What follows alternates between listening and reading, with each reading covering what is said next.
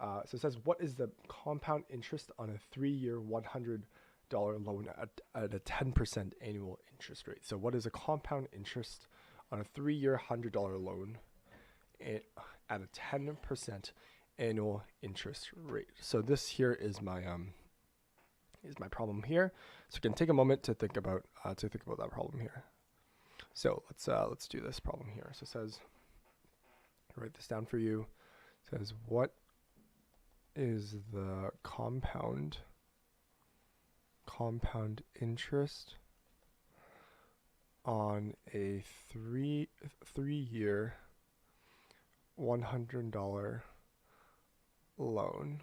at a 10% annual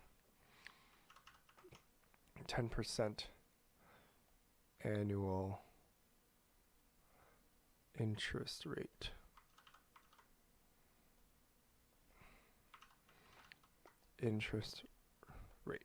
So what is the compound interest on a 3-year $100 loan at a 10% annual interest rate? So take a moment to think about these questions. Again, we have to think about what is the definition of a compound interest, and what are the variables that we have to find? Like what are some things of interest, right? So I'm gonna try to highlight these for you. So on a 3-year, so 3 years is important because they're talking about what the time. This here would be times. We have $100 loan, right? $100 loan.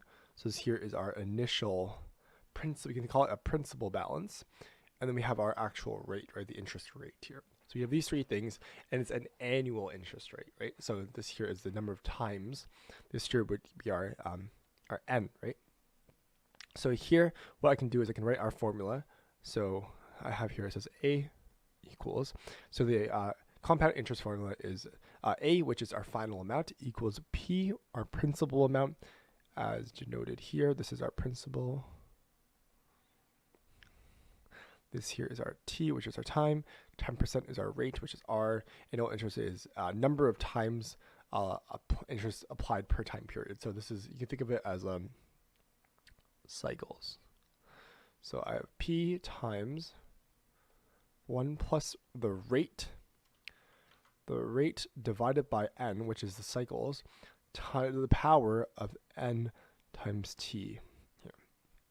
So let's plug this formula in, and let's see if we get our correct answer. We have A equals, we have $100 loan, so this is P is our $100 times 1 plus R, which is our rate, right? And it's 10%, so we need to convert it to our decimals here. So this is 0.1, right? 0.1 divided by N, which is an annual interest rate. So annual just means 1, right? So per year, it's just 10%, right? So it's divided by 1 to the power of N, which is again 1 times times time, which is 3 years, right? That's what we have here. A equals, sorry, just give me a second.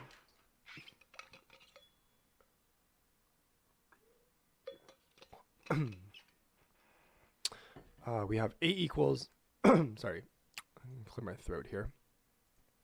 A equals 100, and we do the brackets first, right? So it's 1 plus 0.1 divided by 1, which is simply just 1.1 to the power of 1 times 3 is 3, right? 3. And we do the exponents first. So A equals, what's 1.1 to the power of 3? Let me do it on the calculator. It is 1.331. 100 times 1.331. So my interest would be 100 times 1.331, which should be $133.10. So $133.10.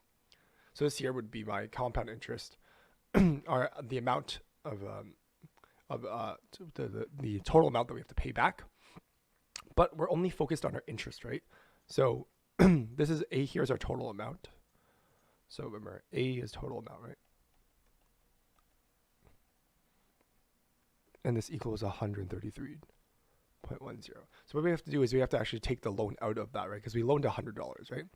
Because we only care about the interest here. So the interest, again, I can say I equals total amount minus our principal, right? So interest is $133.10 minus $100 was our loan, right? So our principal loan which means interest itself is simply just $33.10. So this here is our final answer for number 1. So let's look at the solution together.